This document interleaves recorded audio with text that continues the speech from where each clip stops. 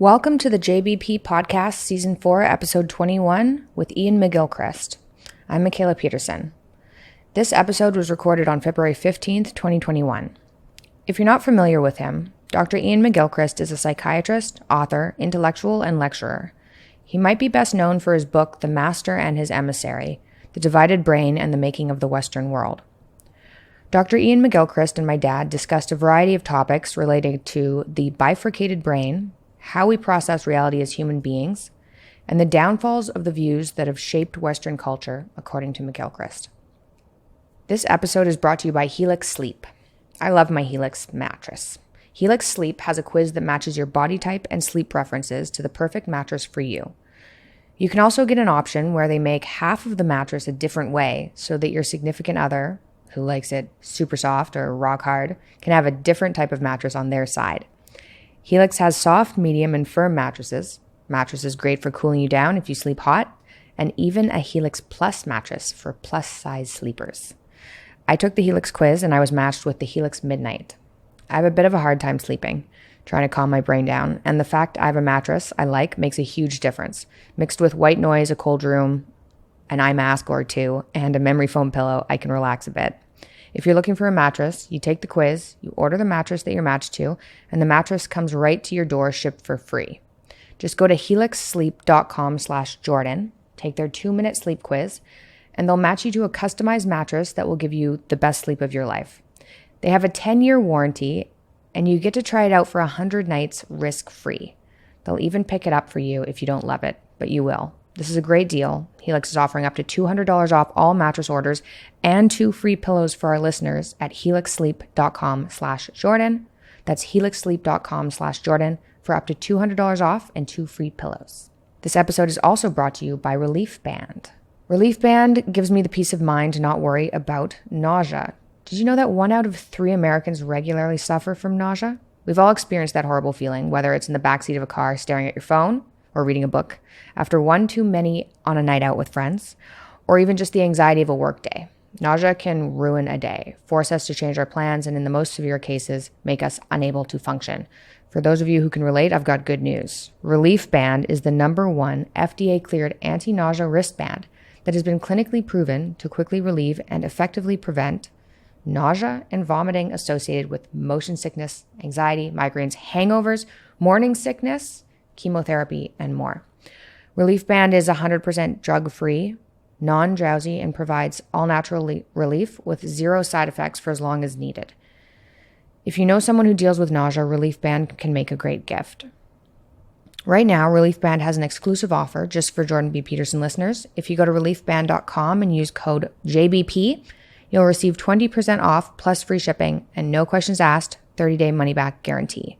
So head to reliefband, reliefband.com, and use our promo code JBP for 20% off plus free shipping. That's promo code JBP. Enjoy this episode. Hello. If you have found the ideas I discuss interesting and useful, perhaps you might consider purchasing my recently released book, Beyond Order, 12 More Rules for Life, available from Penguin Random House in print or audio format. You could use the links we provide below or buy through Amazon or at your local bookstore.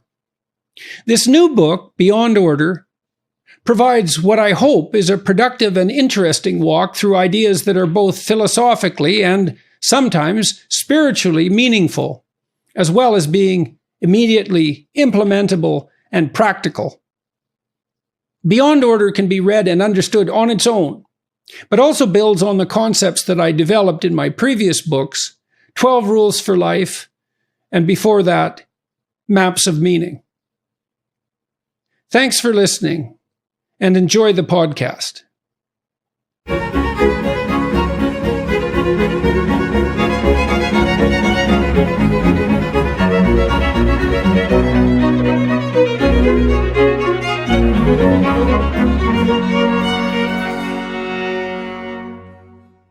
I'm pleased today to be talking to Dr. Iain McGilchrist.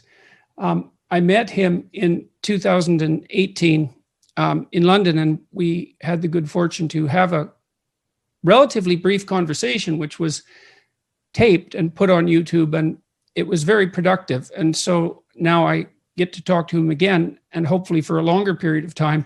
Iain is a psychiatrist. Dr. McGilchrist is a psychiatrist, a former fellow of All Souls College, Oxford, an associate fellow of Green Templeton College, Oxford.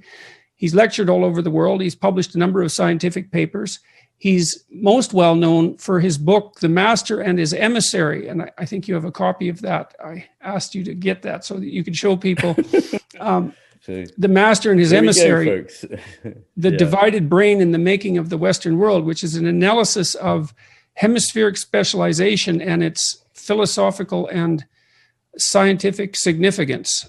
And he's working on a new book, which I have and have started to read. I'm a long ways into it at the moment, called The Matter of Things, which will be forthcoming at some point in the future and will shape some of our discussion today. He's published broadly, scientifically and publicly, a study of paintings of subjects with psychotic illnesses. That's coming out, I believe. I'm planning that. And also forthcoming, a series of essays about culture and the brain. So welcome. Thank you very much for agreeing to talk to me. Oh, it's a huge pleasure, Jordan. Thank you very much. So one of the things, I was rereading the introduction to your new book this morning, and I was struck by many different topics, but I was particularly interested in your conception of attention. And so you talk about attention as something that, in some sense, brings things into being. I don't think that's a misreading of your writing. And maybe I could get you to expound on that a bit and to tell me what you think attention is, because I've had a hell of a time differentiating it from fluid intelligence, for example, or from consciousness. Or like, it's a word that makes sense when you hear it in the context of a bunch of other words, but when you extract it out from that context and try to grip it, it falls apart in your grasp. So I think one could say that attention is the way in which the individual disposes his or her attention. It's a disposition of one's consciousness. So attention is how you dispose your consciousness towards the world. And when I was researching The Master and His Emissary, the book that's now 10 years old, I came across this fascinating thing that one of the most fundamental differences between the hemispheres is their way of attending. And it didn't entirely hit me at the time how important it is. But we can talk about that later. But you were asking the rather sort of interesting philosophical question about how attention helps to bring things into being. And I think it does, both generally and rather in a very particular sense in the left hemisphere. Generally, what I mean is that how you attend to the world depends, on that depends what world you find. The qualities of the world that comes to your attention is determined by the quality of the attention you bring to it. And so that's a very significant statement. I was talking to someone the other day who's somewhat theologically minded, and he was also very interested in the role that attention played in constituting the world. I mean, you pay attention to things that you value one way or another. And what that means is that the world tends to manifest itself in relationship to your value structure. And that's a very troublesome idea in some sense with regards to our conceptions of the objective world, because it's not easy to parse out what's objective when what manifests itself to you is dependent in large part on what you value. It's very complicated to sort that all out. Well, possibly very much later, we can come to the question of what objective and subjective mean and how one can. I think it's a mistaken dichotomy. I think one can interpret the words in important ways that give them meaning. But I think to think of just being an objective world out there and a subjective world in here is one of the problems with modern Western philosophy. But to come back to the creation of the world, I was going to say that not only does it sort of bring into the world that you know, which is, after all, by definition, the only world you will ever know, but it also changes who you are. So the quality of the attention you pay changes you, the attender. So it's a very profound difference. And in the first book, The Master and His Emissary, one of the things I was expounding was how this business of attention creates a whole distinct world. So the hemispheres have evolved to two different sets of values. You mentioned values, and it's very germane. They have different reasons for existing, and therefore have different things they respond to. And what I have tried to explain in that book is that this gives rise to a whole way of seeing the world, and a whole world which is not just for the individual, but also at times it becomes the way of looking at the world for a whole culture. Because, of course, we're, as individuals, never entirely distinct from our culture. We're partly created by our culture and make it what it is. So it's a very fundamental thing. Well, you take pains in The Master and his Emissary to promote the idea, or to call attention to the idea, that something extremely mysterious is going on in relationship to hemispheric specialization. So it's a very ancient phenomenon. Yes. Many creatures, or most creatures with developed nervous systems, have a bifurcated brain. And yes, the hemispheres differ substantially in terms of their neuroanatomical structure. And the question arises, why is it necessary, assuming that differentiation of structure reflects some profound differentiation of function, why is it necessary to look at the world, so to speak, in two ways? And why is it so necessary that bifurcation is conserved across evolutionary history?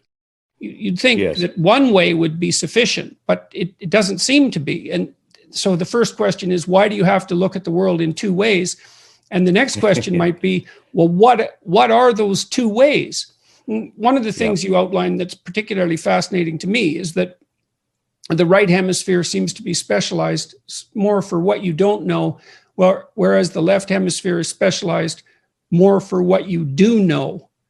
And I've sort of defined knowing pragmatically. You know something if you undertake an action and the outcome is what you specified. And you don't know something if you undertake an action and the outcome is other than what you specified.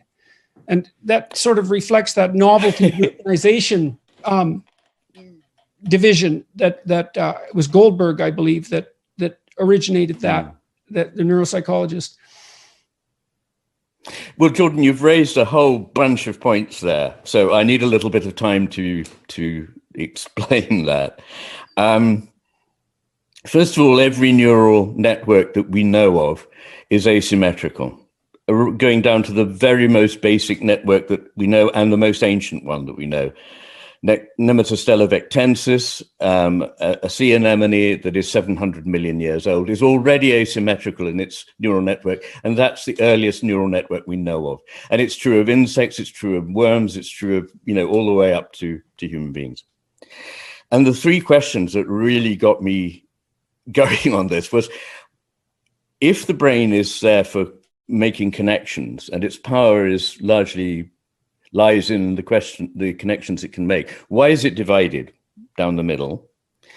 Whoppingly divided. I mean, most people don't realize quite how big this differentiation is, and if they haven't actually seen a brain. The second thing is, why is it asymmetrical? Because if you just need to grow this brain, you'd grow it symmetrically. The skull that contains it is symmetrical. And the third thing is, why is the connection, the principal connection between the two hemispheres at the base of the hemispheres, the corpus callosum, why is it at least as much, if not more, in the service of inhibition than facilitation? So it's as though there's something really important about keeping two things apart. Now, my hypothesis, and it's just that, is that this results from something that all creatures need to do. All creatures without exception need to eat and not be eaten. They need to live and to manipulate their environment, to get food, to catch something, to pick something up quickly, deftly, to pick up a twig, to build a nest. In other words, for all the kind of day-to-day stuff, food, shelter, they need to be able to manipulate the world very precisely. But at the same time, they must pay a precisely opposite kind of attention, which is sustained, vigilant, open without presupposition as to what it may find. And so on the whole, the way in which this has been addressed by evolution is that there are two neuronal masses that can direct attention at the world. And the left hemisphere tends to specialize in targeted, precise attention, and the right hemisphere in a much broader, vigilant kind of attention, which actually sustains the being of the world. Nothing about these tiny fragments that are isolated, disconnected, meaningless, gives you any idea of their meaning. It's only when you see the broad picture and you understand that they're not actually things that go to be put together to make that broad picture, but are things that are isolated out of an already connected picture. So that's the basis of that. I just wanted to pick up your thing about, because I don't think it's quite right to say that the left hemisphere is about what you know and the right spot about what you don't know. Somebody, I can't remember who, some philosopher said that knowledge is what we're uncertain of. The things we're certain of are things that we don't really know properly. I think there's a good deal of truth in that. The left hemisphere tends to jump to conclusions. It's much more quick and dirty than the right hemisphere. The right hemisphere is the one that says, hang on, wait a moment, you may be getting this wrong, because it wants to get things quickly. Its job is to manipulate. Its job is to get. It's to catch. It's to grab stuff. It's the one that controls the right hand that does all the grabbing. So the left hemisphere tends to prize certainty, and it's very uncomfortable when there's ambivalence. Whereas the right hemisphere, you can't act. Exactly. Whereas the right hemisphere seems to appreciate the possibility that we have to hold multiple views, multiple possibilities together. And so it has a quite different take on reality. It's more interested in discovery and exploration rather than capture. The left hemisphere is more interested in capturing a thing that it thinks it knows, often, not in any deep way. It's just identified an object it needs. But to understand things, the right hemisphere is better. And the idea of the master and the emissary is I won't go through the myth of it. I've explained it so many times, but the basic idea is that the master, the right hemisphere, knows that it needs an emissary to do the sort of functional administration work.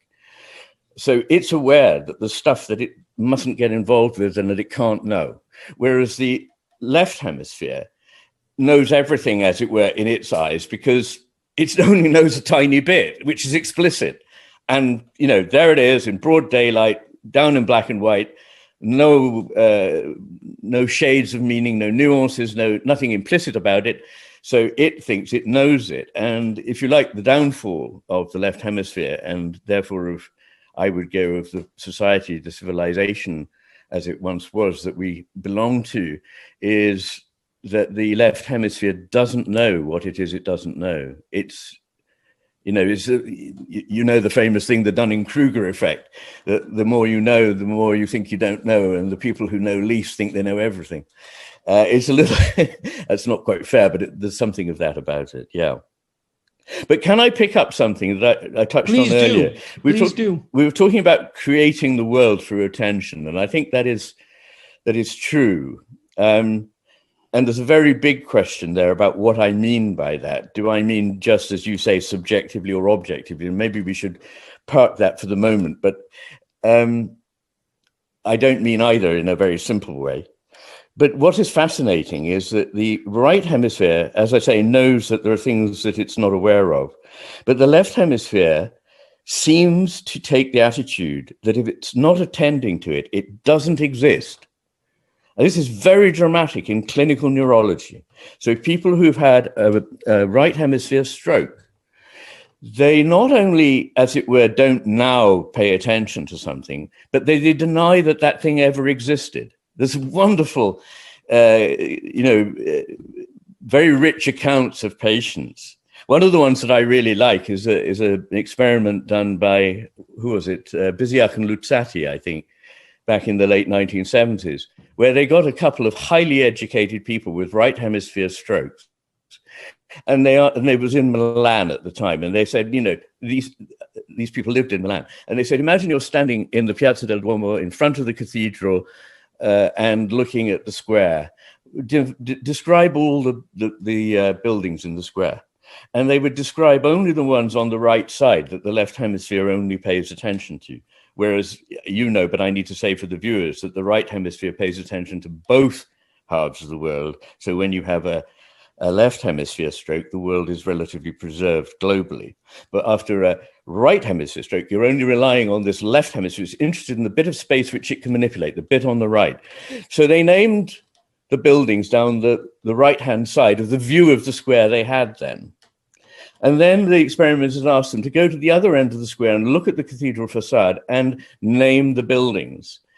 And this time they named all the ones down the other side of the square, but didn't mention any of the ones they just mentioned. So there's something, it's been commented by one philosopher, that it's almost like there's an ontological landslide. Things come in and out of existence for the left hemisphere. And when it was pointed out to these people what they'd missed, they became angry, irritable, and frustrated, which is a typical left hemisphere emotional timbre. Impatient to dismiss this.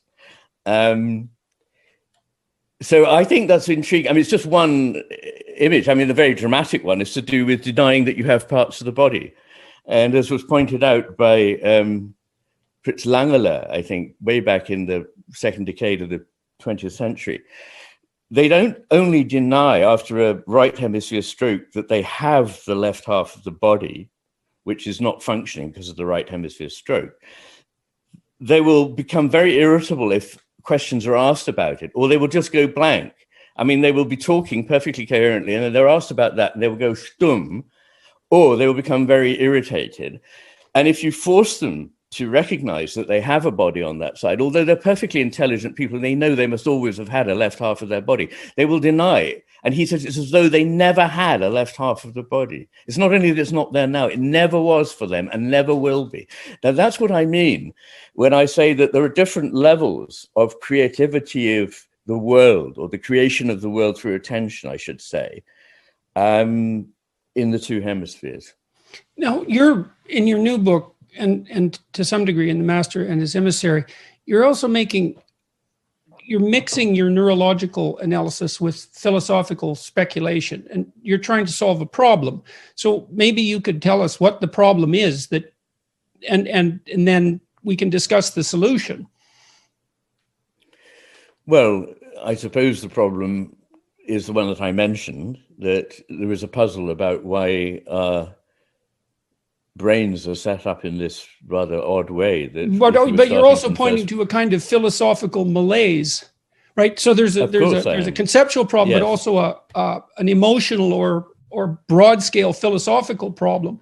And there is indeed. And indeed, if I may say so, the book that I hope will come out fairly soon, called The Matter with Things, which is a pun on several levels, because I think it's a critique not only of the way we think now, but of our obsession with thinking of the world as composed of things and that only matter exists. But anyway, in that book, what I'm really trying to do is marry science and philosophy again. They never should have been separated. Science cannot properly be done by philosophy. Without philosophy. Many scientists and philosophers have commented on this over the years, and the divorce has been disastrous for them both. You get a mindless kind of science that jumps to very naive conclusions that everything is mechanical. And you get a kind of philosophy that thinks it's above dirtying its hands with science. Now, I think each of these parties can benefit from a rapprochement, which is long overdue. And it's that I try to do in this very big book, to show how strands of neurology, philosophy, and physics, and even of world mythologies come together to show the same very similar pictures, the same gestalten, the same differences between a world such as the world brought into being by the left hemisphere and a world such as is brought into being by the right hemisphere. And perhaps before going on any further, you did invite me earlier to say something about what those differences are. Well, to try and sum it up very quickly, what I'd say is for the left hemisphere, things are known, familiar. Literally, things that are unfamiliar are better dealt with by the right hemisphere until the left hemisphere can go, oh, I see, it's one of those, and put it in a category box. They're more distinct. In fact, they're probably entirely fragmentary or isolated in the left hemisphere, whereas the right hemisphere sees that nothing is ever ultimately unconnected from everything else.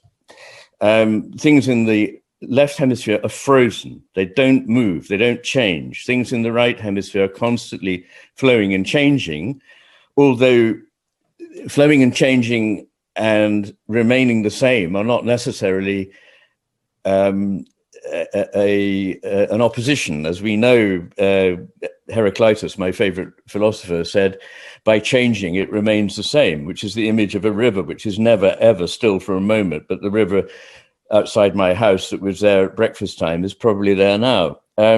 So in that sense, it's remained. And we're all, I believe, like these rivers, all living beings are. In fact, probably everything that exists is, as Heraclitus pointed out.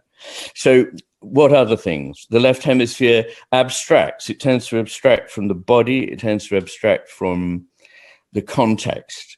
And something I learned very early on in life was the importance of context, how it utterly changes anything that somebody says or any image. And this is particularly true, of course, of literature, which I studied and taught for a certain while when I was a young man. That once you start paraphrasing a poem and taking its sentiments out of the context, they've utterly changed themselves. They're no longer what they were. The left hemisphere is more interested in categories, the right hemisphere in the unique case. So it sees that you're not just a member of a certain group, you tick certain boxes, you fall into that category, but that you're massively complicatedly different.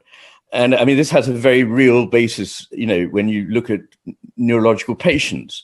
People who have right hemisphere strokes are examples, two I know of that both come from the same research group in Switzerland, but involve a farmer who used to know all his cows by name. And after the right hemisphere, right parietal stroke, he couldn't really, he not only couldn't tell his cows one from another, but he could hardly tell a cow from a horse. And another woman who very plaintively commented after a right hemisphere stroke, she'd spent her whole life studying the birds of Switzerland. She was an authority on them. And she said, all the birds look the same. So that's what happens in the left hemisphere world. Quality is replaced by quantity. Uniqueness is replaced by the category. And then again, the left hemisphere tends to see things as inanimate, where the right hemisphere will see them as animate. Well, a category implies, in some sense, that the members of that category are indistinguishable, right? Because otherwise, you don't have a category; you just have particularity. And so, you can imagine that. I mean, to understand this completely, you have to understand to some degree what categories are for, what categories are for. At least in part, you put things that you can act towards the same way in the same category. And so young children might think of cats and dogs as dogs, all of them as dogs, because they're cuddly, pettable entities. Not because they have four legs or because they have fur, but because you interact with them the same way. Then you can differentiate cats and dogs as you get a little older. But the first category, dog, which is pettable things, is a perfectly reasonable category. And you can imagine that once a categorical structure has been imposed, that it's easy just to see the category. I wrote an essay in my new book, which is called Beyond Order, about the function of artists. And I believe that part of what artists do, and I think this is maybe you can tell me, but I think it might reflect the differences that you're talking about. When I was a kid, I lived in a small town, and I can remember all the houses on my block. I can remember them in detail. They're familiar to me as individual entities. But now that I'm an adult, I've lived on this street for like 20 years, but the houses are indistinguishable to me. I can't see them as different entities. And I think it's because I'm so familiar with the category house, which is a practical category, that I can't see beyond the category. And it's very efficient because I know what houses do. They sit there. You don't have to pay attention to them. And so it's really a useful perceptual shorthand just to see the category. But what an artist will do is take you outside the category and make you see the particulars again that you're missing. And I guess that's partly the context, to remind you of what's beyond what your memory forces you now to see. And is that akin to this distinction that you're making between the left and the right? Well, it is a distinction. It's a related distinction, but not exactly the same distinction. I mean, interestingly, it relates to the difference, a very important difference. In fact, I think probably the single most important difference of all, which doesn't at first strike people, partly because they're so used to living in a world of representations, that it is the distinction between the presencing of something as it comes into being for you, and your mental representation of it, which is like a caricature or a category thing or a verbal sign. So that the left hemisphere's addiction, if you like, to understanding things via language is very important, because after all, language makes everything the same. As Nietzsche said, it makes the uncommon common, because, when you say somebody's got brown hair or something, then you've got everything just like in a category. But when you see that person, there's something quite different about the way their hair is and so forth. So and you'd find that out if you painted it. Because you wouldn't paint it with brown paint. You'd paint it with a multitude of colors if you were really looking at it. You certainly would. And you'd see that it wasn't, and I mean, artists play with, was it Manet who painted the haystacks or Monet? I don't remember, at multiple different times of the year. And the haystack, I mean, the shape was the same, but the haystack was completely different. And that's really, in some sense, what he was portraying was the category is haystack, but the reality is extraordinarily complex. This is also the category seems to have functional significance. So you dump things together that you can act towards the same way. And then a word is labeled on top of that to serve as an even further compressed shorthand for that category. So you have a complex world that's multitudinous and too complex to even see. And then there's a perceptual act that categorizes that into like a perceptual image, house, say, and then there's a further compression and eradication of information that enables that to be represented by a word.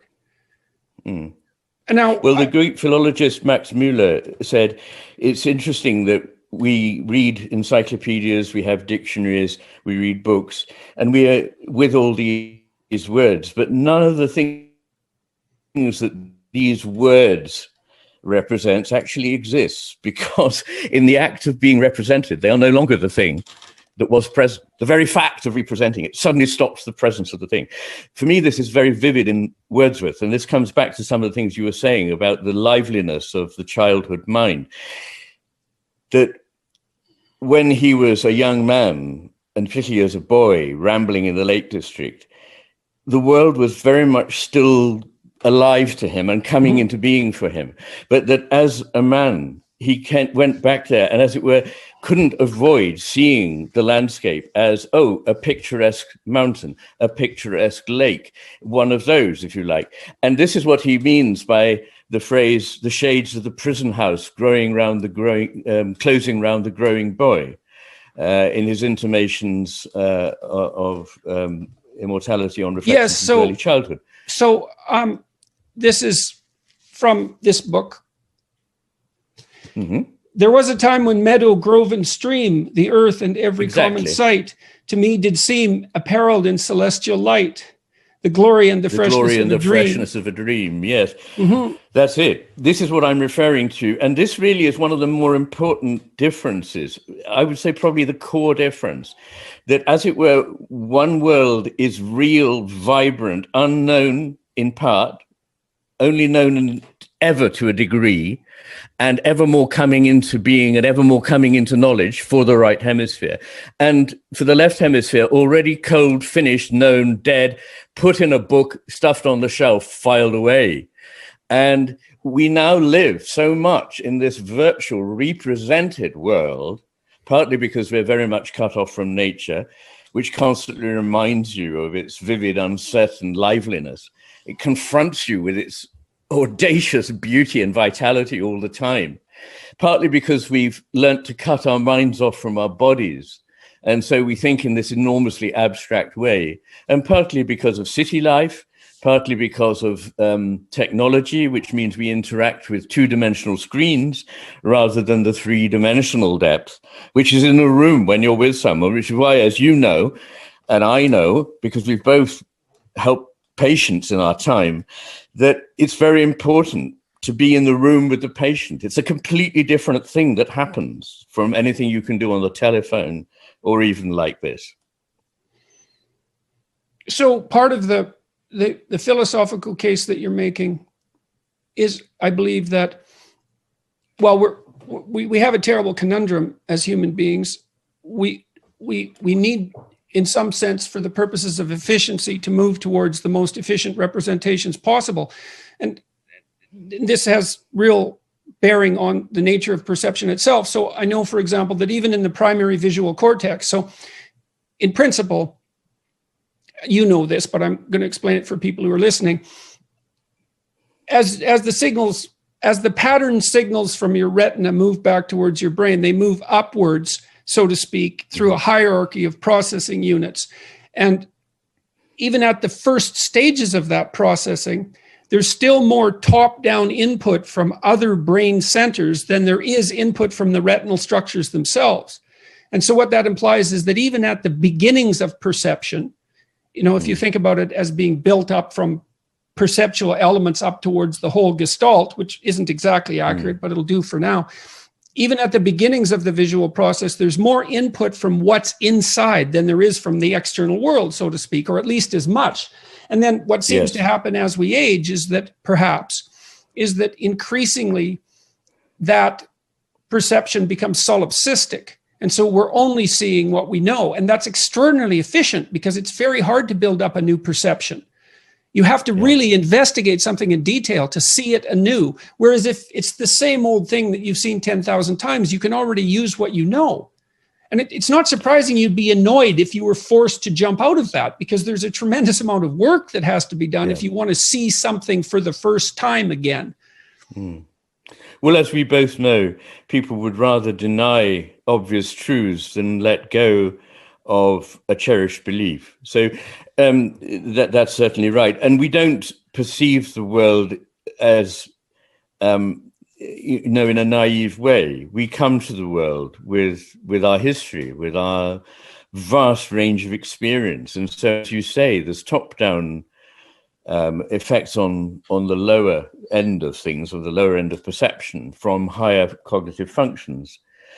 But that's an image of something very important to the philosophy I try to put across in The Matter with Things, which is that in order to understand any element in experience, it's at least as important to see what holes it goes to make up, or potentially can go to make up, as it is to see what it turns into when you break it down. In fact, often it's not very revealing to find out what happens when you break it down. And so in a way, psychology suffers from that. It's like psychology is a discipline that consists, at least in its present form, mostly of disparate experiments which demonstrate very particular things about people, about how people behave in very particular circumstances. But there's nothing, there's very little that unites that back up to something that's that isn't merely fragmentary observation. And so it's very difficult to get a grip on. And there's billions of potential separate observations. And they're not that helpful in some sense. Well, it's all part of the world picture, which, from the philosophical point of view, is the purpose of the long book, which I sent to you in manuscript, The Matter with Things. Effectively, I can state quite simply that I want to give a considered response to the philosophy of our age, which is that there is only matter and that things are understood by reducing them to their parts, and this doesn't change them.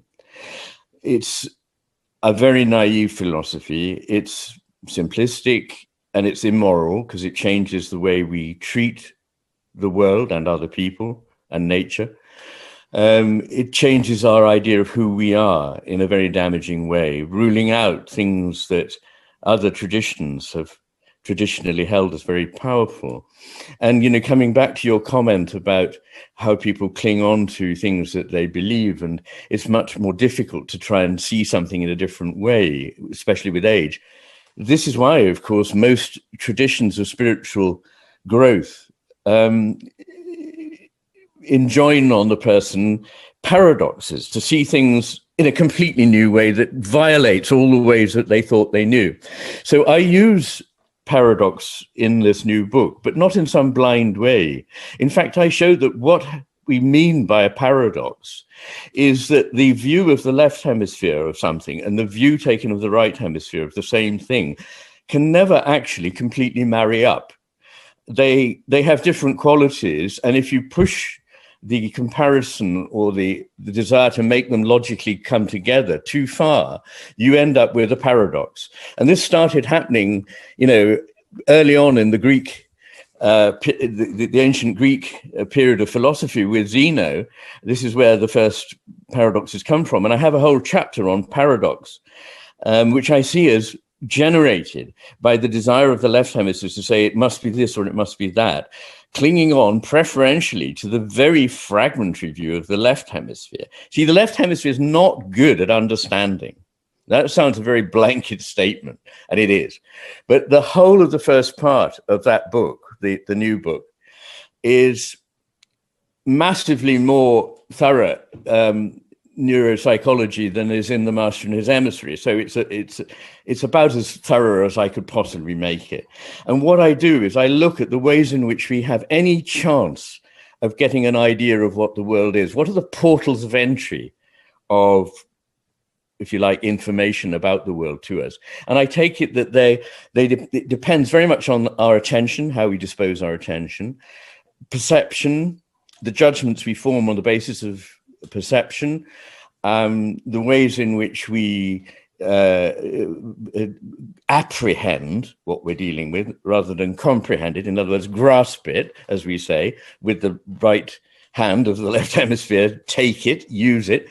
How we understand it in terms of emotional intelligence, which is not a small thing. It's the whole way in which we understand everything human. By emotional, I don't mean sort of in some, you know what I mean. I'm talking about social and emotional understanding, the sort of thing that is absent in people with autism. And cognitive intelligence, this may surprise people, but that all these things, and creativity. So creativity, intelligence of the cognitive kind, IQ kind, emotional and social intelligence, apprehension is a separate case. I'll come to that in a second.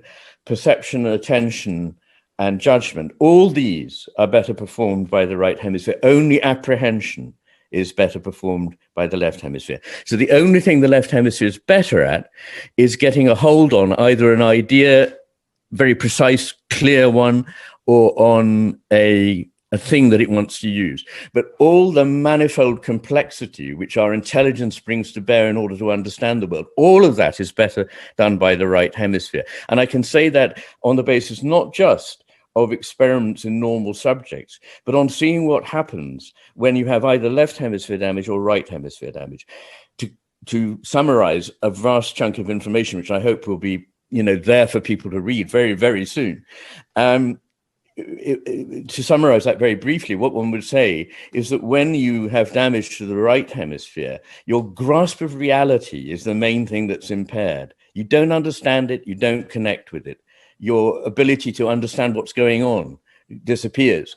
Whereas when you have a right hemisphere, that's when you have a right hemisphere stroke. When you have a left hemisphere stroke, the main things are you have difficulty speaking and using your right hand. They're practically very important. But essentially the understanding of the world, the grasp of the meaning of the world, so I have to use these words grasp occasionally, but the overall comprehension of the world is sustained by the right hemisphere. Okay, now, so let me ask you a question. Can I? Sure, go ahead. All right, okay. And then yeah. All right, okay. Let me just make this point. Yep. Because I want to, people might say, well, okay, but so what? We've both got right and left hemispheres, so we're not missing anything. So does it matter? Well, yes, it matters very importantly for my philosophical project. Because as I show in the second part of the book, where I look at the proper contributions to understanding made by reason, science, intuition, and imagination, what I can show is that in those attempts to grasp, we can see the world, we can see the signature of the right hemisphere or the signature of the left hemisphere on a particular model.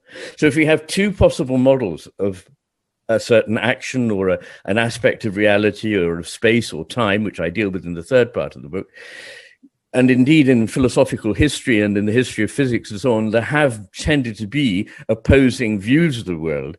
Once you know how the left hemisphere sees it and how the right hemisphere tends to see things, you can see the hallmark of the left hemisphere's understanding on a certain philosophical standpoint, on a certain scientific take of the world. And you can see the hallmark and the imprint of the right hemisphere in certain other ways of reasoning and of science and philosophy. So this is very important because up till now, we've never been able to judge between these two. We've got A, we've got B. We just have to go, can't tell. We can't reconcile them. We can't do without either of them. That's true. Ultimately, that's true. But we can get a very sharp idea, I believe now, of which of these is fallacious, which one is going to lead us down a blind alley, which one is out of touch with reality, and which one is more in touch with reality. I just wanted to say that because it's behind the whole philosophical drift of my book, which is how do we know who we are? I asked Plotinus's question, who are we? That's effectively the question. What is the cosmos? What is nature? And how do we all relate? Sorry, hand over to you. No, that's good. Okay, so to do something, you have to zero in on it. So let me lay something out for you, and then I'm going to ask you a specific question about it. So imagine that I'm concentrating on the computer screen. I'm attending to it. I'm writing a book. Okay, so the question might be, well, what am I doing while I'm writing that book? What is it to write that book?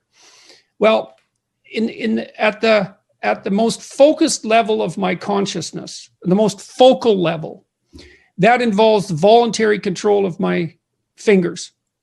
I'm going to be typing single letters, and there are muscle movements that are associated with that, but I don't really know what the muscle movements are. I know how to move my fingers. That's the highest level of resolution I can manage. I can press T with my left hand and H with my right hand, and with these two fingers.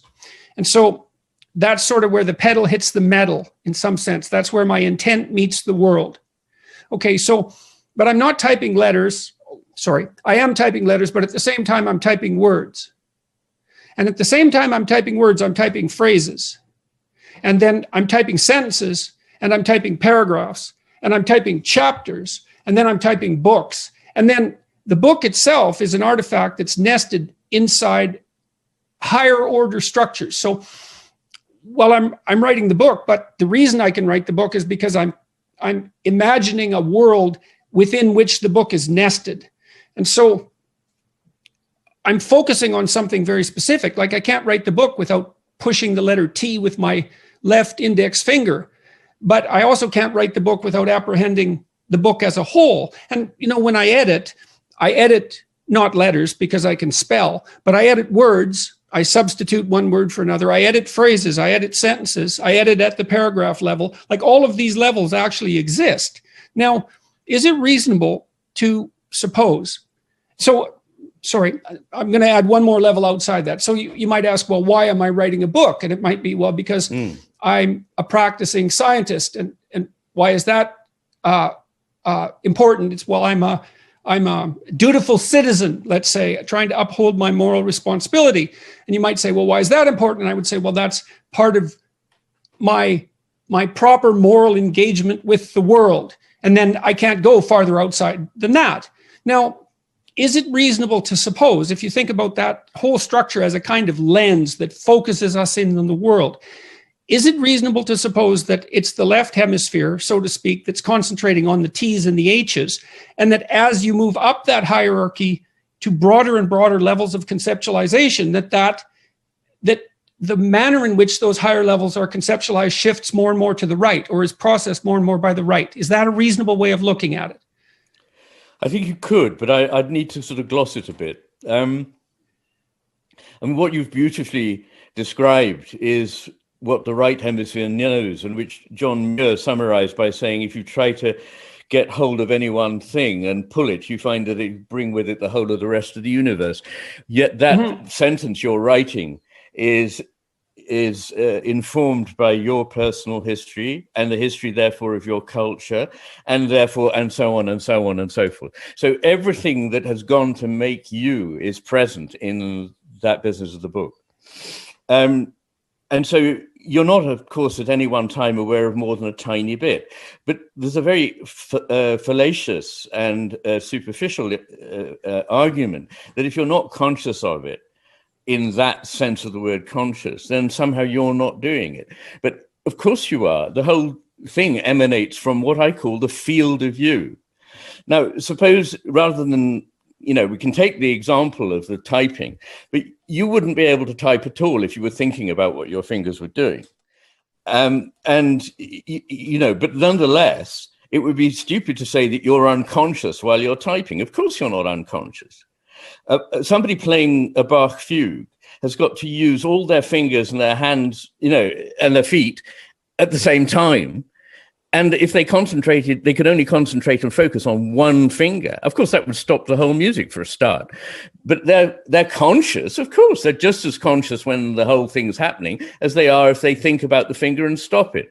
So what this illustrates is what Alfred North Whitehead was keen to point out, that as soon as we master something, we relegate it to another part of the mind that we don't any longer have to focus on. And that the focusing of attention is costly. He said it's like cavalry charges in battle. It should only be done rarely.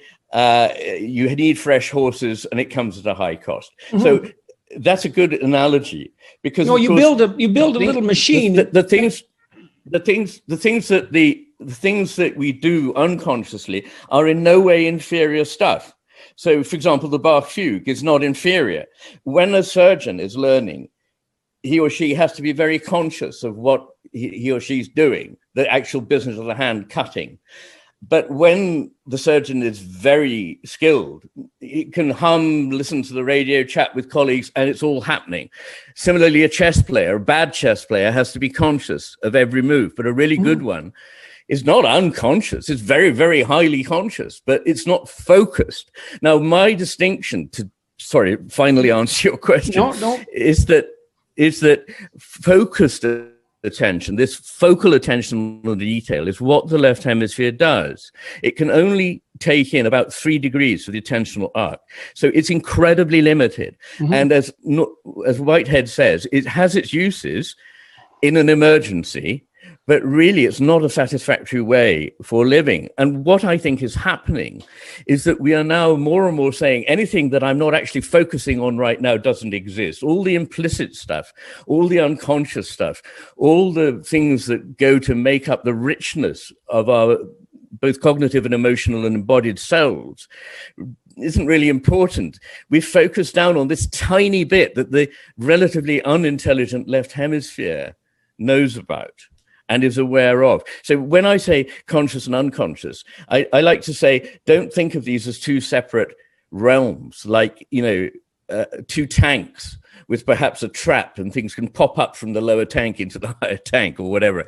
But instead, think of it like a stage, and there's a spotlight, and the spotlight may just illuminate one part of the stage, but the rest of the stage hasn't gone anywhere. It's still there, and you just need to move the spotlight, and suddenly it's there again in the middle of what you're thinking about. That's how I would see that question. Okay, so let's go back to this typing example again. So when you learn to type, you're going to be paying conscious attention to pushing the T's and the H's.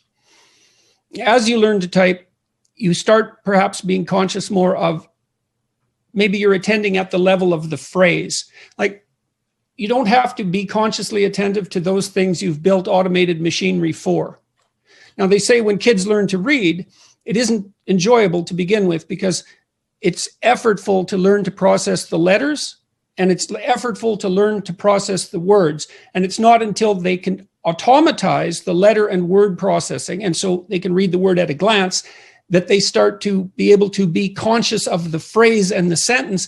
And that's when they get the meaning from the text. And that's when it starts to become enjoyable, right? It's not just effortful. And then, so the consciousness of a reader isn't consciousness of letters, and it's not consciousness of words. It's consciousness of something like the interplay between sentences and paragraphs.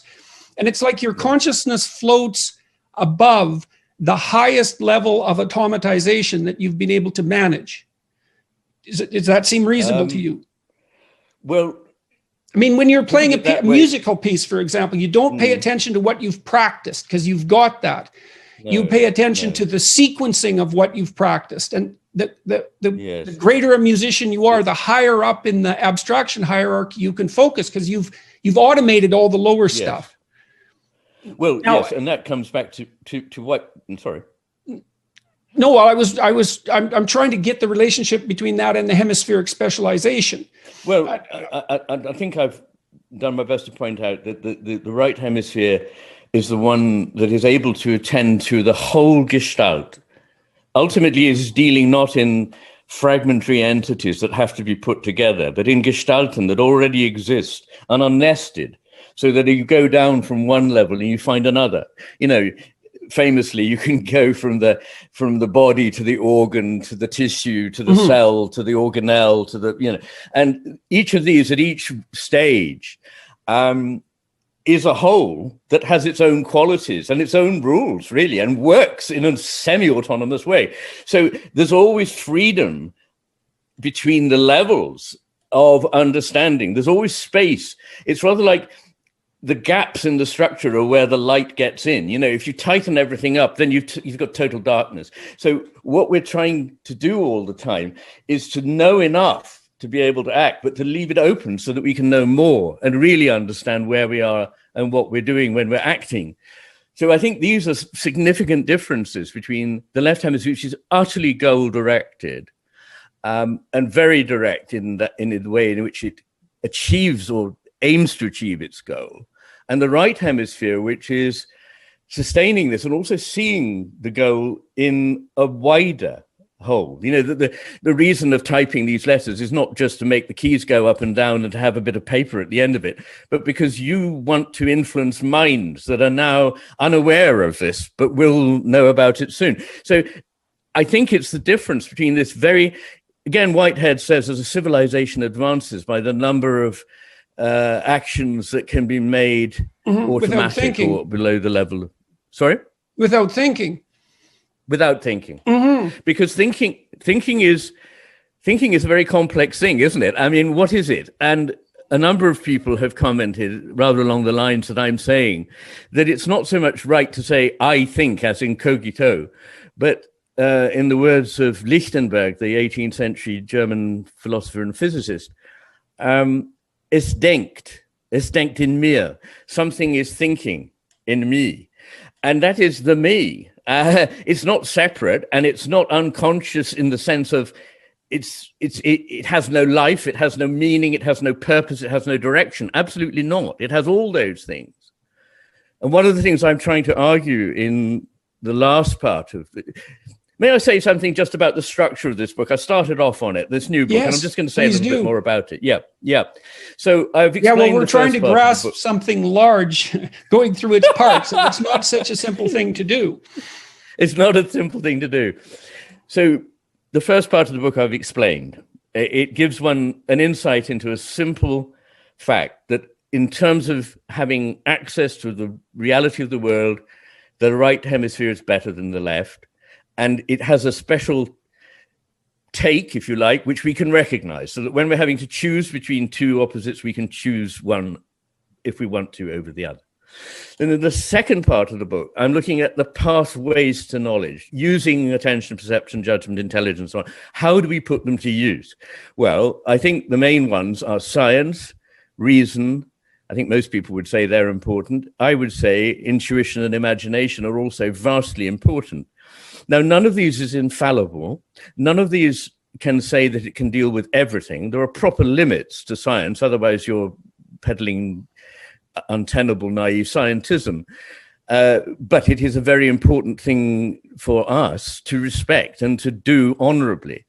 Reason is enormously important. I use science and reason as the basis of my book. But again, reason, as Pascal, famous mathematician and philosopher, said, reason is poor if it cannot see its own limitations. And so it has limitations, but it can achieve a very great deal. And the same actually is true of intuition. It's had a very bad press in recent years because I think, again, psychologists, I think you've alluded to this, they like things that can be taken down into bits and shown them, we can find the mechanisms. Intuition's a bit hard for that. And imagination has been, again, relegated to the sort of children's play box, that this is something to do with fantasy, whereas in fact I argue that quite the opposite, that whereas fantasy may be an interesting decoration on things that we already know, and the left hemisphere can do that, imagination is actually how we go to meet the world and understand it, and we have to imagine it into being. There is no alternative. If we are not imaginatively engaged with the world, we just can't see a lot of things that are there. Well, so we need to use all of these. That makes use all of these faculties together, not just one or two, as we now do. Sorry, carry on. Well, I wanted to comment on your discussion of imagination and the manner in which it brings the world into being. So we've already discussed the fact that the realm of your experience is dependent to some degree on your attention, and that's associated with intent. And intent seems to me to be, it's future oriented. To have an intent means to attempt to move from one place to another. And hypothetically, it's a better place because why move otherwise? And so to act in the world with intent means that you're playing out something that's imaginative, because to posit that one thing is better than another and therefore want to move towards it, you have to have imagined up a better world. And so what that means in some sense is that we're always meeting the world in a way that imposes our imaginative attempts to make it better upon us, upon the world, but that also brings the world into being. And so, and I guess I'm saying that because I'm trying to grapple with the why of your book again. You're implying throughout, and more than implying, that we have a paucity of viewpoint that's demotivating and dangerous. And you're implying as well that has something to do with our obsessive concentration or utilization of left hemisphere functions. That reminds me of Heidegger to some degree, and his claim that moderners use the world as produce, that we tend to reduce everything to its functional utility insofar as it can be exploited. And like, I have some sympathy for that, because we have to exploit the world to live. But yes, so let's say we do lose something by being specific, and narrow. We gain something, which is functional utility. What do we do about that?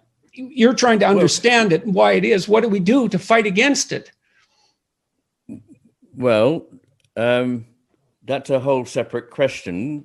But at the moment, I'm trying to unpack what the problem is and okay. Well, I won't push. Okay, I won't push past that for now. Then that's. I mean, quite what we do about it is the $1 million question, and we may not be in a position, unless we radically alter the way in which we think about the world, understand it and feel it and experience it and interact with it, we may not have a world in which to live. So it's a pretty important topic. But so having sort of more or less, as it were, gone over what are the portals to understanding, what are the paths to understanding, I then, in the part 3, which is really, if you like, the reason we've had parts 1 and 2, you can't get to part 3 without them. But when you get there, we want to know, so what is the world like? And so I look at the structure of the world, the theories about it, and what we can tell from physics and from the hemisphere hypothesis, what parts of it we may be perceiving with the left hemisphere and what we may be seeing with the right. And I look at the structure in the sense of the coming together of opposites and the very interesting philosophical question of the relationship between the one and the many. And then in the rest of the book, I look at time, space, motion, meaning largely flow, but all kinds of motion, matter and consciousness, value, purpose, and the sense of the sacred. Now, I argue that these elements, like consciousness, are not secondary, they're not derivative. It's actually irrational to suppose they are. Reason is on the side of the fact that they are ontological primaries. And I argue that actually also... Unpack that for people, because there's a lot... But it would take a very long time. That. Well, I can unpack the phrase. What I mean by ontological primary is that it can't be reduced to other terms. It can't be said that as long as you look at a brain in a certain way, you can work out what consciousness is. Consciousness is sui generis. It is of its own kind. It is not something that is derived from anything. It has to be a primary constituent of the universe. This is not a particularly any longer controversial view. It's held by many philosophers now in the form of panpsychism, in which something like consciousness is in the cosmos, and the cosmos perhaps exists inside consciousness, not my consciousness, but a consciousness field. And there are plenty of neuroscientists who say this too. Colin Blakemore, not known for being kind of away with the fairies, but they say this too. But I would also argue, and it's a perhaps harder thing to make comprehensible in a very short space, but that actually values are things that are there. They're not things we make up. They're not things that are like, I rather like that. They are built into the drive of everything. And I think that the cosmos has drives. You can describe them in all sorts of ways. It has the fact that it changes and moves in certain ways according to, quote, laws, which may actually not be laws, but maybe temporary habits. We don't know. They may be evolving too. But the very fact that this thing has this energy to evolve, to differentiate, to produce differentiation within union, this is a value of a kind. You can't get behind these. And most of our values, other than those of utility, this is good for me and I want to have more of it, which is what the left hemisphere is devoted to. Most of those other values are not reducible to sheer, material greed or feathering your own nest. They're often actually the things that are vastly important. Probably the whole point of the being consciousness at all is to come to appreciate the meaning of truth, goodness, and beauty, to have a sense of something awe-inspiring, which is really what we mean when we talk about the sacred, that we're humble enough to say we don't know everything and we probably will never know. I mean, why should we? That's also a totally irrational idea that our brains are so constructed that we should know everything. I mean, a mouse might think that if it could think that much, it would think it knows everything, but it doesn't, And we're evolving. There may be creatures in the future who think, what the hell did Homo sapiens in 2021 know, So I just want to get back into the frame that not all the things that matter to us, they are enormously important aspects of a universe that is not dead and static unless given a push, not without purpose, not without meaning, not without value. These things are in the grain, in the warp and the weft of the cosmos. Of that I'm certain. And the job is for us to find this. And most philosophers, wise people, sages, whatever you like to call them, in the past have adopted a view of the cosmos, which is exactly the one that one would expect the right hemisphere to hold, which is one in which things are not always certain or known. They're changing, they're interconnected, but the whole thing has a meaning. It is not a heap of fragments that don't mean anything. The modern malaise. So that's really where I'm driving at. If you see, that's the philosophical goal, is to help people see something that I think they already intuit. I mean, that was a response to the master and his emissary. Apart from people enormously movingly writing to me saying things I never thought I would ever hear from writing a book, like your book changed my life, and I'm sure you've had this too. But, people saying, what you're saying, I kind of knew. I've known this, but I couldn't find any way of articulating it. Mm-hmm. Well, there's a reason why you couldn't find a way of articulating it, and that is articulation in language is controlled by the left hemisphere. It developed very good tools for mapping out the world in a way that is very useful to its purposes. But the important things are hard to articulate in words. They're implicit meanings. All the deep things like love, religion, poetry, music. How do you say these in words? How do you say them in language? But they have extraordinary meaning and power. They're the things we live for, not for the things that we can say, put down in a notebook, if you know what I mean.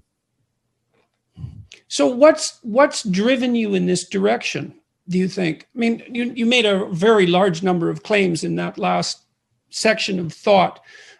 Yeah. For example, you've come to the belief that value is somehow implicit in the structure of being. That's what I understood, yes. What you said, and correct me if I'm wrong. And that it's, no, that's right. Okay, that it's unfolding across time. And I mean, I've been thinking about that exact issue an awful lot. Do you? It's very difficult to formulate this question. So imagine that we're drawn towards an ideal. Human beings are drawn towards an ideal. And imagine that you can detect that draw by your own dissatisfaction, in part, is that you don't feel you're living properly, or your conscience is bothering you. You feel that there's something more to be attained. You're embarrassed at your insufficiencies, right? So there's this ideal that's pulling you onward and judging you at the same time. And that ideal might be, well, the ideal human being. That's one way of thinking about it. And that's partly why I got so interested in hero mythology. I mean, is it a reasonable conclusion of your line of thinking that the notion of the ideal human being is somehow built into the structure of the cosmos? Because the classic, no. I don't know how to. No, it's not. No, I don't think that at all. I want to scotch that immediately. Okay, well, how do you scotch that if you start with your presuppositions? Because my presuppositions have nothing to do with an already conceived plan that is just being acted out. It wasn't necessarily implying. Oh, all right. Well, okay, all right. Okay. Well, I'm glad you weren't.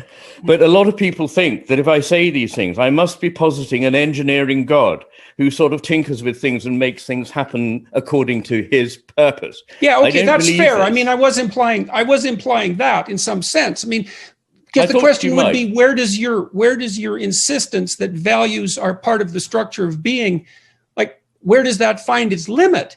Because the classic limit of that is something like in fact, the definition of the utmost place of value in some sense is almost indistinguishable from the claim that there is a God. And so a God is not the same as an engineering God. And I take enormous pains in the book. It costs me more than anything I've ever written to write the chapter called The Sense of the Sacred, in which I try to help people to a place where they can understand why people use this extraordinarily difficult word, God.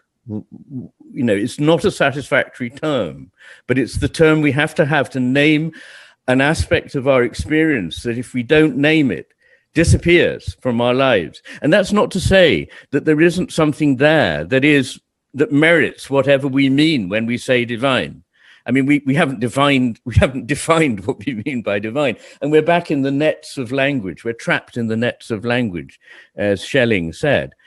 But what I'm suggesting is that, as Whitehead suggested, and come on, Whitehead was also the co-author with Russell of the Principia Mathematica.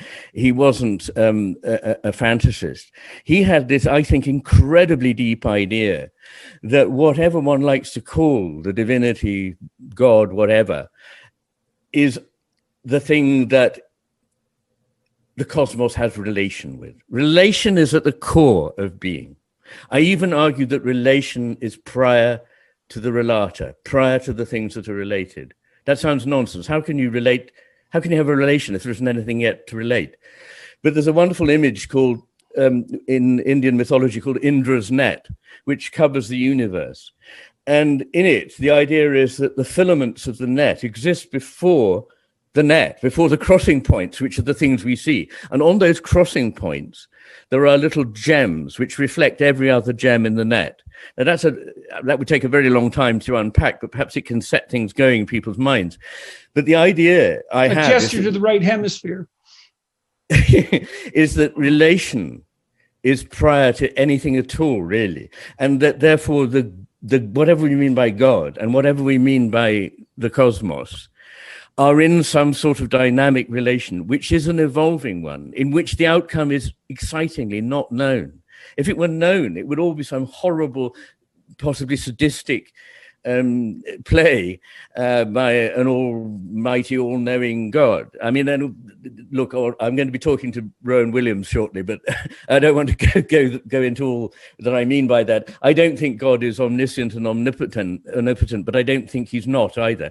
Just in the same way, I don't think he's green and I don't think he's not green. I think the terms are wrong, but we can go there if we want, and later or another day. But the thing, what I'm really saying is that God is discovering, becoming, unfulfilling whatever God is through the relationship, which classically in most religions is described as love, which is after all just like a form of gravity in the world of life and emotion, rather than just in the world of the so-called inanimate. So that therefore we are coming into being, God is coming into being, and we're necessary to one another's coming into being. It's not that God does a bit to us and then we do a bit back to God. It's like, I've read a very good book, I keep mentioning it, by a young microbiologist in America called Kriti Sharma, called Interdependence. And she argues very importantly that it's not just that, certainly it's not just that an animal or an organism molds its environment, nor is it just good enough to recognize that while an animal affects and shapes its environment, the environment shapes the animal or the organism, but that this is not a turn by turn process. It's not that the animal shapes the environment, which would then in its turn shapes the animal. It's an entirely simultaneous process of coming into being, of co-creation, if you like. Now, this idea of simultaneous coming into being is an ancient one, but I think it's a very deep one philosophically and a very important one. So that accounts for your objection to the idea of the omniscient determining God. Absolutely, absolutely, because the God has God would have no creation. Creation is not really just the unfolding of something that's already there. Creation. What's the name of the book? What's the name of the book by the microbiologist? It's just called Interdependence. It's by Kriti Sharma. Can you spell her last name? Sharma. It's quite a short read. Okay. I'm mentioning her quite a lot these days. Okay, so let me ask you a question. Now, I'm going to try to pack up what you're doing, and so again, tell me if I'm wrong. So we have these opposed viewpoints of the world, paradoxical viewpoints. They're expressed. They make the hemispheric differences necessary, or they're a consequence of the hemispheric differences. If there wasn't a paradox, we wouldn't need the two hemispheres. We need these two different ways of looking at things. We're in danger of tilting too far to a left hemisphere view, and that's keeping us from what? It's keeping us from apprehension of the relationship with the sacred that you're describing, the co-creation relationship. Well, is that reasonable? It's ruling out so much. I mean, I can't begin to tell you, but you can imagine all the things that this very reduced, abstract, schematic, bureaucratic, essentially it's a bureaucratic, you push something, it has an action on something else, and, we can predict the outcome, we can organize it. That's the left hemisphere's vision of the world. Inanimate stuff that it can move about. Very much the Industrial Revolution was a kind of acting out in the outer world of the world picture of the left hemisphere in some ways. I talk about that more in The Master and His Emissary, but it's phenomenally successful. It's ruling out everything, really. It's ruling out our ability to understand, to see at all. I mean, a number of very important people, one of them, Goethe, said, thinking is good, but seeing is so much better. And I think we just don't see things anymore because we don't expect them. We don't understand them. We've ruled them out from the word go because our world picture doesn't contain them. And if you stop doing that and start attending in a more flexible way, you find there's a massively complex and fascinating, rich, nourishing response to your attention. It's the absence of that causes the meaning crisis, which is constantly being bandied about. Well, the there Egyptians, is a meaning crisis. The Egyptians knew that. The ancient Egyptians knew that. Yeah, because the god Horus is the eye, and its attention, and it is Horus that revitalizes Osiris, and he's the god of structure. And they saw the proper sovereignty was a combination of attention and structure, a dynamic combination of attention and structure. Well, this is absolutely brilliant. Well, I quite agree, but this is where we come to, I need to correct a possible misapprehension. There is absolutely nothing wrong with the view of the right hemisphere. It's in fact necessary. It's part of a dialectic backwards and forwards between these two ways in which things can be built. You can't have the one in a way without the other. You're quite right. We need them both. Mm-hmm. But we live in an age which is completely obsessed with the idea of equality as some eternal sort of truth about the cosmos. I can see no evidence for this idea. It's a lovely idea, a humanly invented idea, which is a good one in society, although it can't be realized, and it may actually not be necessary or even good for it to be ultimately realized. It might lead to a horrible kind of totalitarianism, as many 20th century philosophers pointed out. But these that's two the problem things with don't have to elevating be, one virtue above all else. It's a left hemisphere exactly. problem. Well, it's an ideological problem. No, the point is this. We need the left and the right, but we need the right to be in control. Now, this is very important. This is the image of the master and his emissary. The emissary and the master are not equal. The master needs the emissary and knows he needs the emissary. The emissary, being inferior, doesn't know that he needs the master. So the emissary is good as long as he's under the control of the master. Now, that image is extraordinarily important for understanding this picture of the cosmos, and is actually present in ancient Chinese, Iroquois mythologies and so on. This idea of there being an unequal pair, that one has to be the guardian of the other. And as long as the one that is, as it were, a potential problem remains under the supervision of the wiser one that sees all, everything works well for everybody. And that's why in The Master and His Emissary, I suggest there were three periods in the West, in early Greek civilization, in the peak of Roman civilization, and again at the Renaissance in the West, where these were working well together. But in every case, it slid further to the viewpoint of the left hemisphere. And in every case, the civilization has crumbled. And I see the evidence for that all around me now. So I'm not saying that we just need these two things. I'm saying we definitely need them both. Neither of them is bad. But what is bad is for the inferior one, the one that sees less, to take control.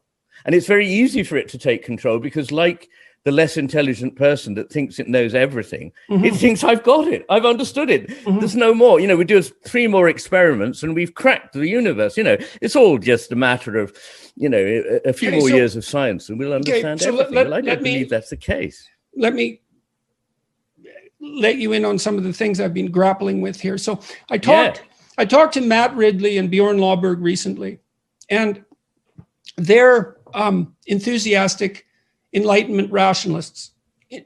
I would say they look at what's happened as a consequence of the Industrial Revolution and the tremendous technological advances that's produced and the immense increase in human well-being.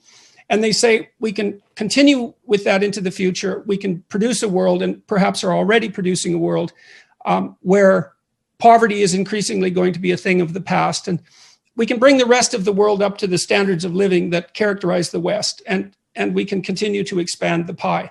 And I'm not interested in discussing whether that's possible or not, because it's possibly possible and possibly not.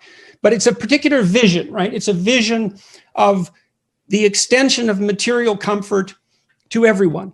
And that comfort has been extended tremendously over the last 200 or 300 years. It's absolutely amazing. And I would say in large part, it's a consequence of that left hemisphere reduction of the world to manageable bits and the manipulation of it. And this is not to say anything negative about your thesis whatsoever. But one of the things I've noticed is that materialistic utopian vision, and I'm also not insulting Ridley or Lomborg, who I admire greatly, that materialistic vision of incremental material progress has very little motive power. Like, it isn't an exciting story for some reason. What do we want? Incremental improvement. When do we want it? In due time.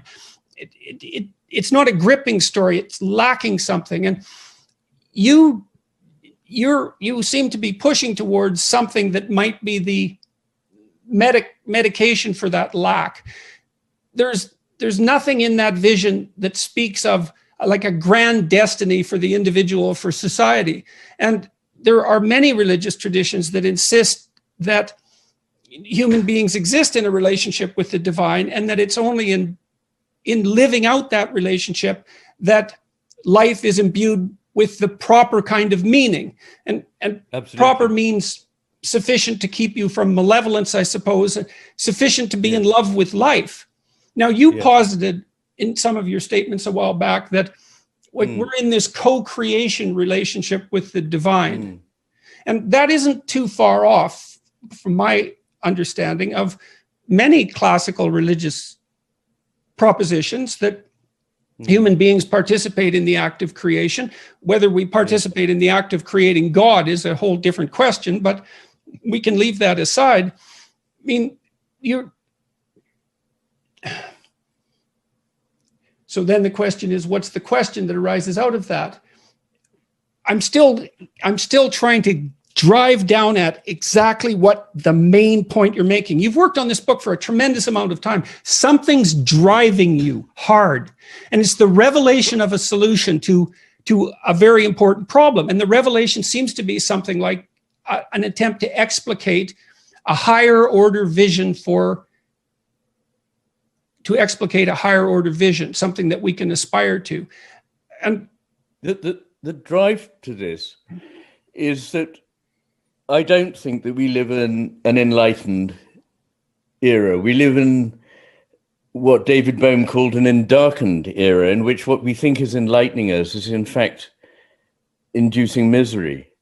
The strange thing is that unarguably, when people are enormously poverty-stricken, and of course one needs then to define what poverty is, are people who lead the lives that their ancestors have lived as hunter-gatherers. Are they poor? Or do they only become poor when their whole world is ripped apart and they're brought into the nearest large industrial slum and have no bearings on the life, no relationship with the world, no pride, and their health suffers and they kill themselves? So what is poverty? That is a very important question first.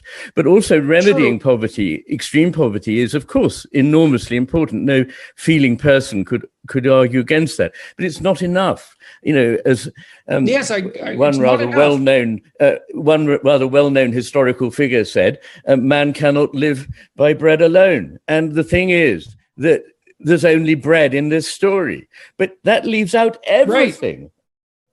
Peter Cook, he plays the part of a publisher who says, the trouble with your book is that it lacks everything. And I feel that this kind of philosophy lacks absolutely everything. It's got nothing whatever to offer. Now, let me just put some facts to this, because it may sound, it's just my opinion. What do we know? Well, fortunately, going back to the 30s, school children in America, in a certain system, have been asked the same questions about their happiness in life at the same age, going back now 70 years. And Jean Twenge, who has looked at this data, which avoids all sorts of problems of defining what you mean by happy and, retrospectoscopes and all the rest. You've got the data from the 1930s, the 40s, the 50s. And nowadays, the numbers of children that would qualify by a very well authenticated and commonly used standard as being depressed is 5 to 8 times what it was in the 1930s, when poverty was a big issue. So 5 or 8 times, not 5 or 8% more. So there's something horrendous we're doing to ourselves. Suicide rates are going up, particularly among women who register much greater dissatisfaction with life now than they did 20 years ago, interestingly, because one might think that a number of things that would have made life hard for them have been removed. But it just shows how complicated it is knowing what works well for people. And 3 things overall, 3 things seem to be incredibly important for human fulfillment and happiness. And one of them I touched on at the end of The Master and His Emissary, which is feeling socially connected, being bound into a meaningful community of trust. That's one. The second is being in the presence of nature. Just going off for half an hour into a forest and being quiet has an effect on your blood pressure, on your physical health, and so on. And these effects, if practiced, are greater than those in going to the gym.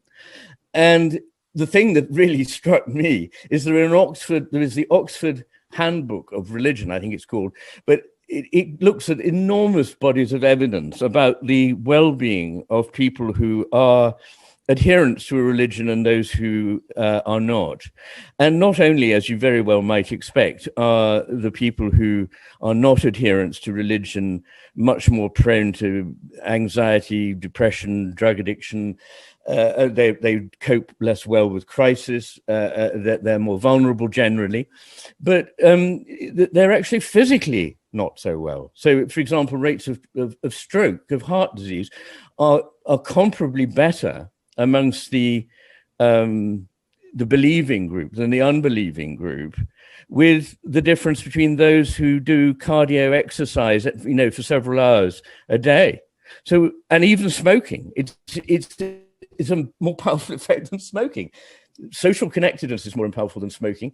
Being in nature, I think, is more powerful than smoking, and being a part of a religious community that worships is, and even holding spiritual or religious views to some extent, is a mitigator against unhappiness and illness. So, is that any answer to your question of why I don't think that Matt Ridley's idea of, it's totally left hemisphere idea. We just sort of crank out some more government departments, do some marvelous technical things, and everybody gets to be living in a fantasy land of happiness. I don't believe this. Well, I don't think he believes that. I mean, he's a complicated person, and he's more concerned with applying material resources where they could be most effectively applied. I think the question of what material comfort and plenitude needs to be embedded in is a different question. I think it's reasonable to say, well, we should do what we can to alleviate destitution and catastrophic poverty. We should improve child nutrition. We should eradicate tuberculosis. Obviously, right. The question is, what does that have to be nested inside for it to be worthwhile? And that's what you're aiming at. And I believe is what does that need to be nested in to make it worthwhile? And you've come to this conclusion. Was this a shock to you over the years that you came to the conclusion that? No. Okay, why not? I mean, the reason I'm asking is because it isn't an everyday occurrence in some sense for a committed scientist to point out that the scientific viewpoint needs to be embedded inside a broader, value-oriented viewpoint. It's something I believe, but it isn't an everyday occurrence for that to be stated forthrightly. And as a scientist, it isn't necessarily the first thing that would come to mind. Like, have you always thought this way, or have you come to this as a consequence of your thinking? Well, I have the advantage of having come to science from a fairly thorough grounding in the humanities. So I had a philosophy of life that was based on reading, thinking, talking, and I was a relatively aged customer when I started to study medicine, compared with most people who do that, at least in this country. So I brought a background which has always been my passion, an interest in philosophy, but not just a kind of forever analytic philosophy in which it's more or less like sort of angels dancing on a pinhead and breaking everything down to the tiniest parts. This doesn't really particularly interest me, but a kind of more human philosophy, which doesn't become theology, but which is open to the idea that there is more in the world than we can know or understand. But it does sounds like it is, that it has become theology. This isn't a critique. Like it's an attempt to observe what you're telling me. It's not a critique at all. I'm trying to understand this. And well, it depends what you mean by theology. You see, I don't think the most important part of a relationship with God is necessarily theology. I'm not disrespectful of theology, but you claim that I've read a lot of, for example, the Kabbalah. I've acquainted myself with Buddhist philosophy, and I've always been very interested in Taoism, Hinduism, and the deep wisdom of these things, including, as I say, North American native people, and even circumpolar people. I mean, the wisdom that's embodied in their mythologies. We think of these as somehow childish myths, but in fact, these myths contain, and in fact are the only way of containing, or not containing because they're not ever contained, but of transmitting, bringing into being for other people the things that are the deep truths. And it's that motivated me. I have only one, I'm not going to be alive much longer. I mean, I'm not in imminent danger of dying, but I mean, we're all actually here for an extraordinarily short time. And there was great wisdom in the past in having a memento mori on your desk, a skull. And we're not here for very long. And it behoves us to behave and to understand the world in the most fruitful way for human fulfillment and happiness, and for the greater fulfillment of whatever it is that we sense in whatever is around us, in the being of the world. And, the word cosmos keeps coming to mind, which also in its root means beautiful, because I think what one sees when one looks at the natural order is that it is, as scientists and mathematicians are constantly saying, it's outstandingly beautiful, complex, and orderly. Why? Where does that come from? Well, I don't pretend to have an answer, but I see the difference is between people who think they know the answer and people who don't. I'm one of the people who don't think they know the answer, so please don't ask me what the answer is. I think I would disqualify myself from having anything worthwhile to say if I thought I had the answer. The difference in life is not between atheists on the one hand and believers on the other, but it's between fundamentalist believers and fundamentalist atheists on the one hand, and people who often call themselves honest agnostics on the other. That openness of mind, that willingness to acknowledge that one doesn't know everything, that one's reaching and searching for something, is far more fruitful and spiritual to me than saying, I know it, it's written down in this book, and these are the rules. I want to go back to I listened to all of that, and I want to go back to this co-creation idea, because that's not a trivial idea. That's an overwhelmingly massive idea. And the audiences I've talked with, I've talked about the necessity of a vision of life that's sufficiently demanding, meaningful, to justify the trouble of existence. And it seems to me that it's necessary psychologically to be in pursuit of a noble goal. And there isn't a goal that's more noble than the one that you outlined, virtually by definition, right? I mean, if you're co-creating the cosmos, but also if you're in a co-creating relationship with God, that involves you at the highest level of being, with the structure of being.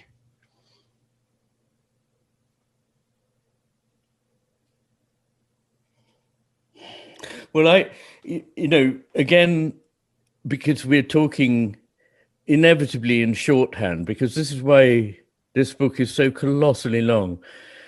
I mean, it's apparently as long as the Bible. The reason I had to do that is that what I'm doing is nothing less than this. I'm saying the whole way in which you are taught by your education, by science, popular science, not by quantum physicists who have a very much more sophisticated grasp of philosophy, but by the sort of 19th century mechanists who still dominate biology unhappily. A version of sort of engineering, if you ever like. This is not a good way to think. This is not even likely to be true. It doesn't answer to any aspect of experience of the world except the most tinily detailed. So, for example, what I think is that the whole structure of things is infinitely complex and has many recurring loops in it. And when you try, and it just an organism is like that, or even a cell, or even, part of a cell, an organelle, is amazingly complex. The number of interactions, the number of chemical reactions that are going on there is colossal, and they all have cascades that interact with one another. However, if you take from this very large picture right down to the tiniest bit of light, you can see a little chain of arrows. This leads to that, leads to that. You can't see all kinds of other things going on. And you can identify that. And that's what we're good at doing. And we say, if I interfere in that, I can cause something to happen, which might be beneficial, for example, to somebody who has a health condition. So I'm not saying there's anything wrong with any of this. Again, I come back to, there's nothing wrong with the left hemisphere. There's only something wrong with it when it adopts the hubristic cloak of knowing everything. And when you said scientists are not often heard to voice the sort of things that I'm saying and that you are saying, I'd like to say that physicists very often do, but that biologists relatively less often do now, although in the early part of the century, there were many great biologists, such as J.B.S. Haldane, his father, John Scott Haldane, Conrad Howard Wallington, Ludwig von Bertalanffy in Austria, who saw a very sophisticated vision of the living world, of biology. But what happened was, because there were great successes in molecular engineering after the war, this vision, which, as I say, is technically correct, that you can interfere as a detail and do something very valuable. But the mistake is to extrapolate from that, to say this is the structure of the whole thing we're looking at. It's not like that. There are at least 8 or 9 ways in which a living being is not like a machine. So I am sorry that scientists diminish themselves by adopting this very narrow vision of what life is. Because after all, the whole point of science, as Schrödinger said, is to answer the question, who are we? And if it's not answering that question, and it's not assumable into an answer to that question, it's not really getting us to what the meaning of our life demands from us, that we have not an answer to the question, who are we? Not an answer to the question, what is the meaning of life? Of course, by definition, there isn't one. But the very knowledge that we have to strive for it and not lose sight of it is very, very important. There's a saying in the Midrash, you're not obliged to finish the work, but you are not permitted to cease from it. And I think that is, I would say that is my vision of what I do. I think it's what all seekers after truth have to do, whether they're philosophers or scientists. And, I would love science to be more scientific. The curious thing is I honor science deeply. And I think that it has nothing to lose by making, being a little bit humbler than it is, by accepting that there is a lot that is deeply puzzling, and that the more we know about physics, for example, the more we understand what we don't know. And it's not scientific to rule out certain ways of thinking, to say that thinking in terms of organic wholes, in terms of gestalten and so forth is somehow not scientific. No, it's just not the way that a certain very narrow form of science is practiced. And I want science, before I die, to become more open, as science should be, to be more questing, more imaginative. In writing this book, I've had a lot to do with the story of how scientists made their discoveries, how mathematicians made their discoveries.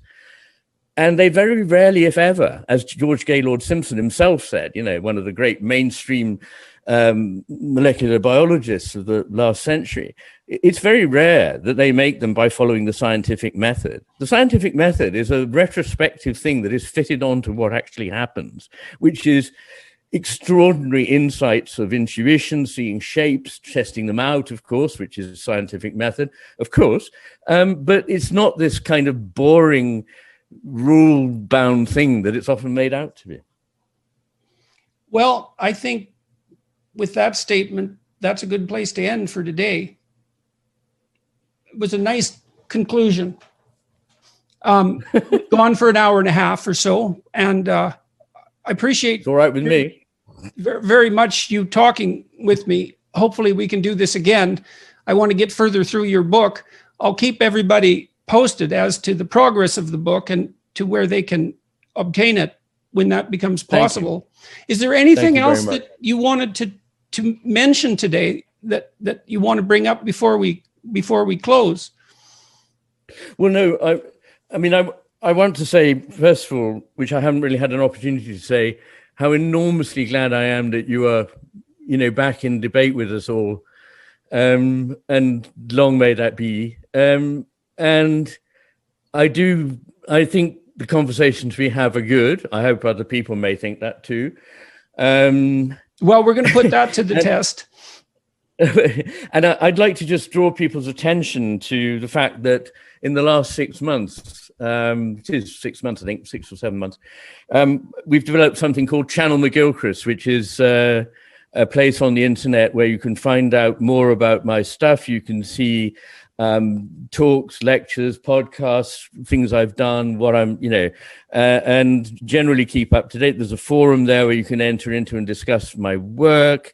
There's a place where you can ask questions of me. So once a month, I answer 4 questions out of a list of things that members of because you can either be a non-member or a member, but if you're a member, you can ask me a question, which I will then spend 1/4 of an hour answering.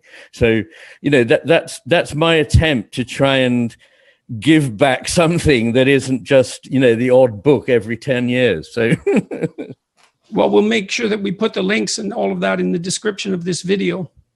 And with any luck, we'll get a chance to talk again in the future after we've both digested this and this conversation. So. It was really good to see you again. Much. Oh, and you. Thank you.